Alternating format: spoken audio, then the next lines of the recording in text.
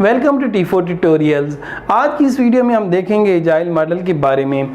तो पहली बात तो ये हो गई कि जो एजाइल मॉडल है ये कॉम्बिनेशन है, किस किस का कॉम्बिनेशन, इंक्रीमेंटल मॉडल का और आइटरेटिव मॉडल का। Incremental model plus iterative model. Incremental और आइटरेटिव मॉडल जब आपस में हम कंबाइन करके यूज़ करते हैं तो हम कहते हैं कि हम एजाइल मॉडल को यूज़ कर रहे हैं। Agile model is a combination of both. और एजाइल मॉडल की एक बात ये है कि ये more involvement of customer during software development.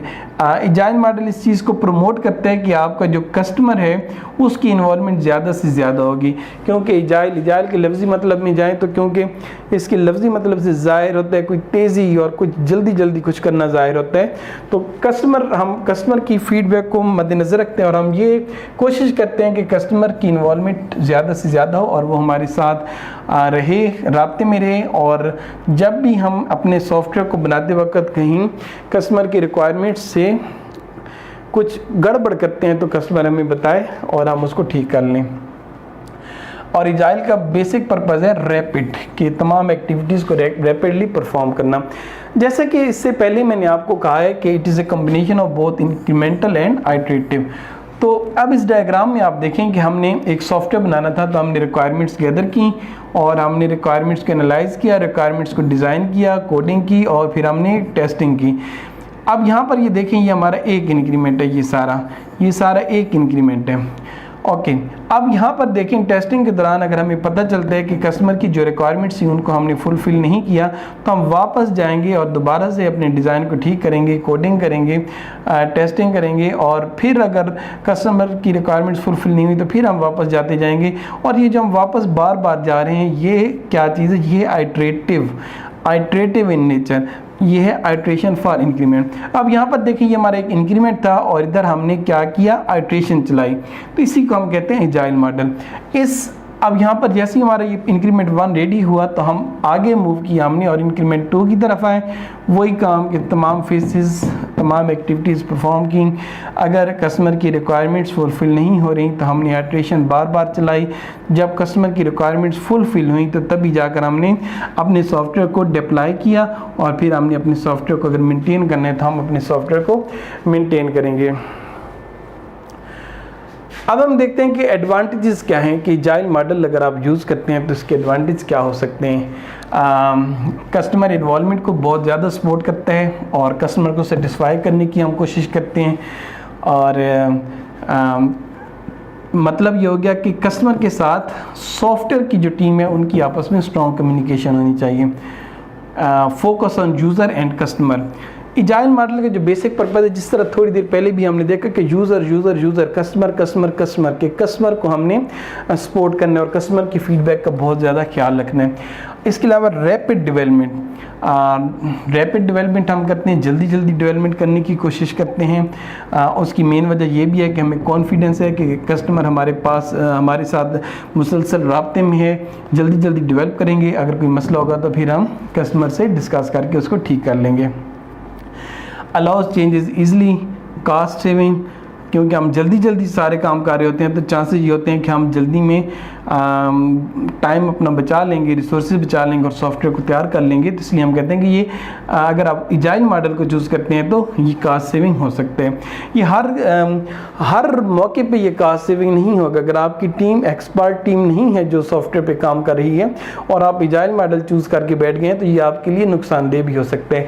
हाँ, अगर आपकी टीम जो है वो एक्सपर्ट है, वो इस बात को इंश्योर करती है कि जिस प्रोजेक्ट पर वो काम करने जा रहे हैं उसकी एक्सपर्टी उन्हें है, तो फिर अगर वो एजाइल मॉडल चूज़ करते हैं और रैपिड डेवलपमेंट करते हैं, रैपिडली कोडिंग शोडिंग करते हैं तो आपकी जो कास्ट है वो यकीनन कम लगेगी।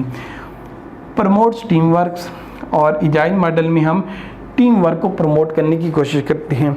क्योंकि यहाँ पर ये देखें ना, पैरेललिज्म बहुत ज़्यादा है इसमें, क्योंकि डिफरेंट इंक्रीमेंट्स पर डिफरेंट टीमें काम कर रही हैं, तो इसलिए हम कहते हैं कि प्रमोट्स टीम वर्क्स।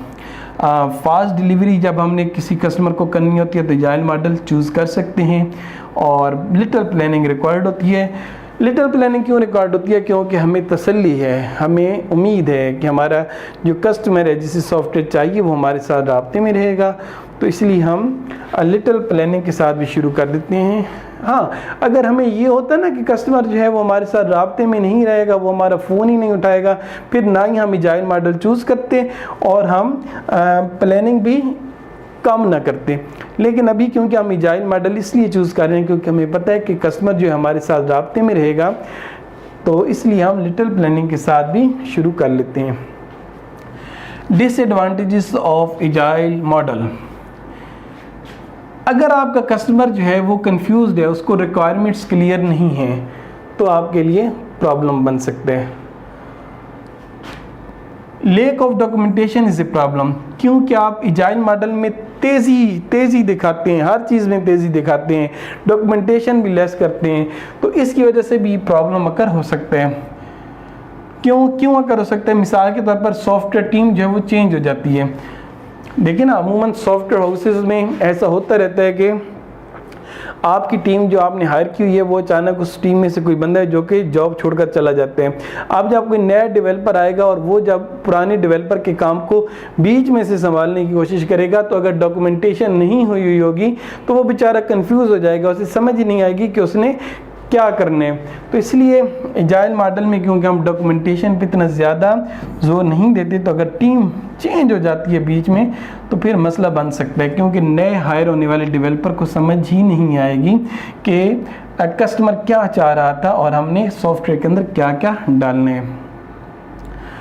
एक और डिसएडवांटेज ये है कि सीनियर और हाईली पेड डेवलपर्स हमें हायर करने पड़ते हैं। वही बात ना कि अगर हम कह तो रहे हैं कि हमने तेज़ी दिखानी है, कि तेज़ रैपिड डेवलपमेंट करनी है, रैपिडली डिज़ाइन करने हैं, सारे काम रैपिडली करने हैं, डॉक्यूमेंटेशन भी कम करनी है, तो फिर ये चीज़ दिमाग में रहे कि आपने जो टीम हायर करनी है वो सीनियर और हाईली पेड डेवलपर्स आपने हायर करने हैं।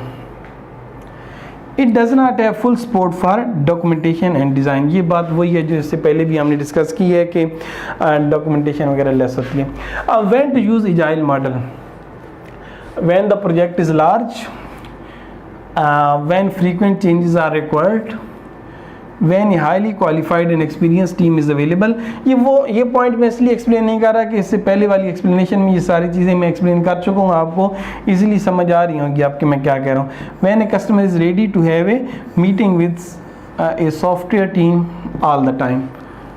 ये भी वही बात हो गई कि मैंने कहा कि अगर कोई ऐसा कस्टमर है जो कि आपका फ़ोन भी नहीं उठाता तो फिर आपने नहीं चूज़ करना। लेकिन हाँ, अगर आपके पास एक ऐसा कस्टमर है जो राब्ते में रहेगा तो फिर आप एजाइल मॉडल को चूज़ कर सकते हैं। इसके अलावा एजाइल मॉडल की बहुत सारी मेथडोलॉजीज भी हैं, जिनमें से extreme programming, scrum, crystal, agile modelling और ये सारी जो हैं। क्योंकि ये वीडियो बहुत लंबी हो चुकी है तो इस वीडियो में तो ये इन तमाम मेथडोलॉजीज़ को मैं नहीं समझाने लगा। इन तमाम मेथडोलॉजीज़ के मुतालिक मैंने एक एक करके वीडियो अपलोड कर दी है, तो आपने वो वीडियोस भी देख लेनी है।